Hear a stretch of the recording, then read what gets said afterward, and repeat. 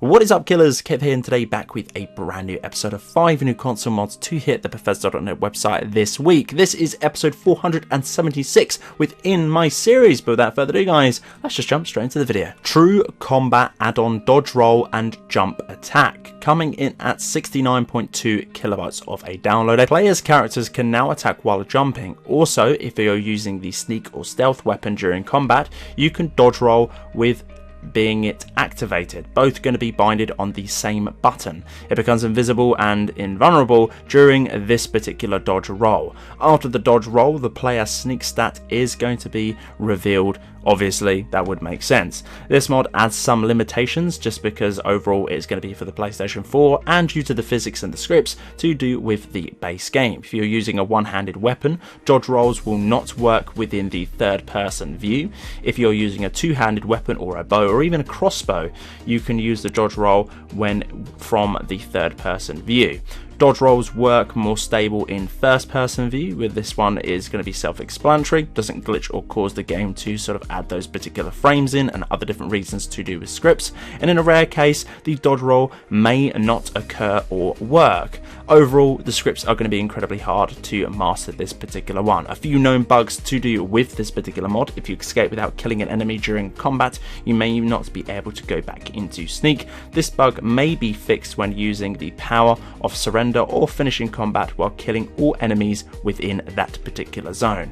If the mod does not work under any of these circumstances, you might need to configure it to do with this, or it's going to be clashing with some of the other mods to do with your load order. Overall, this mod is pretty cool and pretty sinister. I really do like this. It adds a whole new element to the overall combat to do with Skyrim. MisterB's Unique Harvest. This one is coming in at 71.5 kilobytes of a download. Welcome to Unique Harvest. Unique Harvest is part of this particular mod author's Unique Loots series of mods. Providing this particular one, it is seen back in the day of Oblivion. Unique Harvest will allow you to gather from 1 to 3 items from the harvestable alchemy ingredients scattered around the world. This includes some of the hanging plants such as garlic, such food bases as potatoes, leeks, cabbage, and other different various things, including animal drops to do with additional alchemy ingredients as well, thus seen within Skyrim. Harvesting flower-based items have added a chance of harvesting bees or dragonflies. Meanwhile, harvesting mud crabs or slaughterfish, it has a chance to harvest fish that can be used in alchemy as well. This one is a complete mod and will have no further updates, including overall. I think this is very nice indeed. The download size is incredibly low and overall adds that little bit of immersion and a little bit more extra to do with the gameplay of all you fellow alchemists. Matys Medieval Knights Special Edition port. This one is coming in at 46.5 megabytes of a download. The description is incredibly minimum on this particular one. The description simply reads, "Note, I am not the original mod author, and all I did was port this particular mod to Skyrim Special Edition. The original mod author is Matty." Well, that is not a description. I will break down what you get within this particular mod, thus that I've seen so far. Pretty self-explanatory too with the picture as well. You get 3 different variations of armor set on this particular one. 2 are going to look slightly the same. One going to be a black cross instead of a red cross. 2 different variations of helmet as well. One is going to have slightly more of a bigger headdress, and overall the presence to do with one of them is going to be a little bit more darker than a lighter Templar that we would see in the game. All under the steel category for you guys to forge, create and craft to get for yourself. I'm not too sure if there are any requirements to grab these particular ones, such as the steel smithing perk, but overall I think these are really nice sets of armor. 3 of them for the download size of 46.5 megabytes of a download. Models, meshes and textures is a really good download.